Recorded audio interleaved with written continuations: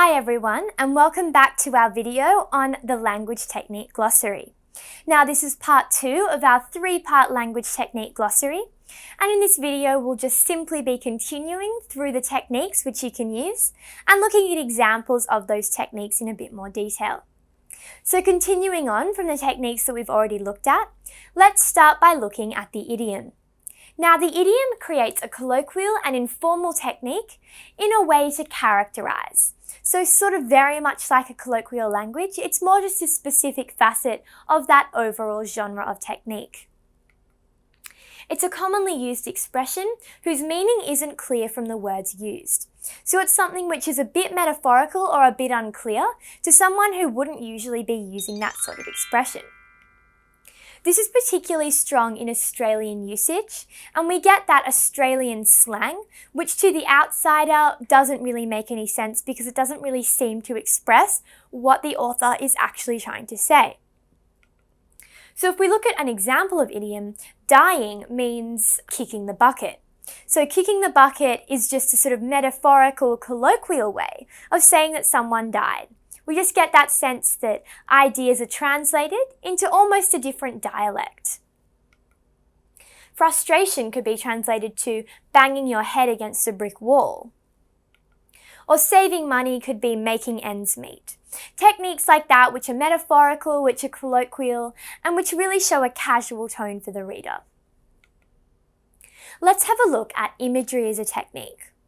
Now, imagery is a blanket term for all visual techniques. It's not a specific technique, it's more of just a heading that covers a number of the techniques we've already looked at. So it's anything which makes a picture in your mind, for example, creating a setting or describing a character. Basically what imagery is that once you've read it, you think, yeah, I can imagine that in my mind, I can see and I can hear what that person's describing to me. It's also best to be specific about techniques, for example, not resting on imagery. If we take a look at an example of this, we'll see in Robert Frost's poem, Once by the Pacific, the clouds were low and hairy, like locks blown forward in the gleam of eyes. So we get that sense there of the way that he's really constructing a mental picture for the reader. And that's an example of the way that language can be used to really paint that scenario in your mind when you read it. The technique of jargon is also a really important one.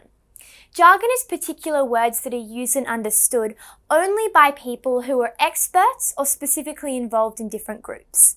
So it's quite exclusive language. It's language that only a certain group will understand. It's often formal and impressive language, which shows a sense of status. If we take a look at some examples of jargon, a rugby league enthusiast might use terms like play the ball, sin bin, or overlap. Now these are words that, a person who wasn't particularly interested in rugby league wouldn't understand. However, someone who's a rugby league enthusiast can really associate with. Sidestep. These are all examples of this type of technique. So let's take a look at the technique of metaphor. Now, metaphor is a direct relationship where one thing or idea substitutes another. So it's not a sense that something is like something or as something, it's that something is something else. It's a direct substitution. So it really shows a strong relationship between the properties of the two items. It's not a loose comparison, but a very definite, very strong one. It also has often a very symbolic meaning. As we've discussed, a language technique can provide that second level of analysis, and a metaphor is really a key example of that.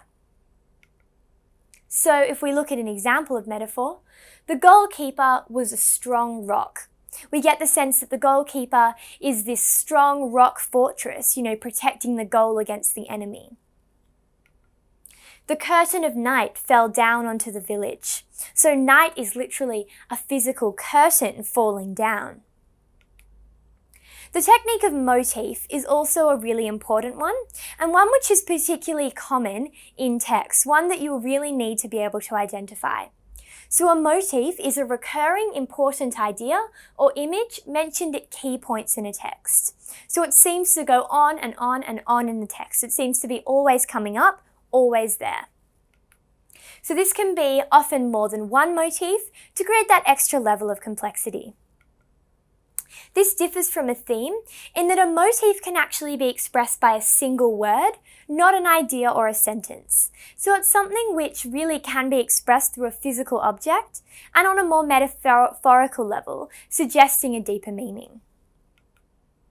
So if we take a look at an example of a motif, in this sort of 3 extracts from a story, the little girl clutched the flower, excited to bring it home to her mother. As they read her bedtime story, the flower sat in a vase beside them. Now she gazes at the flower, missing her. So flower at 3 different points in the story is really a way of exploring the sense that that relationship between the mother and daughter did exist and was very strong, but then something happened. So it's really a way of exploring that changing relationship. So something simple as a flower can have a lot wider meaning. Onomatopoeia is a technique which can also be used. Now this is when words describing sounds actually sound like the sounds they describe. So this is a bit of a funny technique. It's a bit more of a casual one and a bit humorous. So this is particularly effective in audio text such as plays and films. This refers to any utterance as well, which is a motive. So things like ah and raw, which express that sort of sense that this could be a sound that was quite a strong sound. This could be, an animal making a sound. This could be a sound effect, things like that. So all you could hear was the buzzing of the fly until squish, Dad stomped it under his boot. So those 3 words there, you get the buzzing of the fly, the Z sound, to show that sound that the flies make when they buzz. Squish, with the SH showing the sound that it makes as it squashes under his foot. And stomp is that very harsh sound, expressing that same action, as stomping your foot down. So 3 examples of onomatopoeia there that really show you that idea. An oxymoron is another technique which is really important. So it's a contradiction in terms. It's used deliberately to create an extreme image. So 2 things that don't really make sense together that the author's doing deliberately.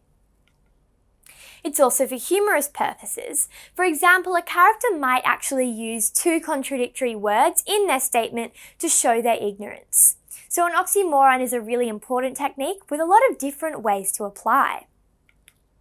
So words like accidentally on purpose, that's an example of an oxymoron. It's accidentally but also on purpose. How is that possible?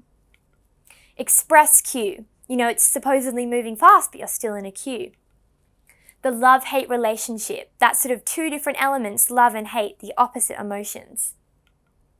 Non-alcoholic wine, so wine that's got no alcohol content even though wine's an alcohol. Paradox is another technique which is really important and one which is perhaps a little bit more abstract than others, so one that you'll really need to think about a bit more. So a paradox is a situation which cannot possibly exist because different elements of it cancel each other out. You look at it and you think, that seems impossible, that just doesn't seem right. However, the fact is that the author's done that to prove a point. This can be used to make things seem impossible. So if we take a look at George Orwell's book 1984, we see examples of the way that paradox are used. So war is peace, so that 2 contrasting ideas. Freedom is slavery, again 2 opposing ideas in one sentence, supposedly one being another. And also ignorance is strength. So again we get that sense that, these things shouldn't be right, and yet they are. That's the technique of a paradox. So this brings us to the end of part 2 of our 3-part Glossary of Language Techniques series. Join us in just a moment in part 3 and we'll finish our analysis of the sort of language techniques and examples of those techniques which you can apply in your analytical essay.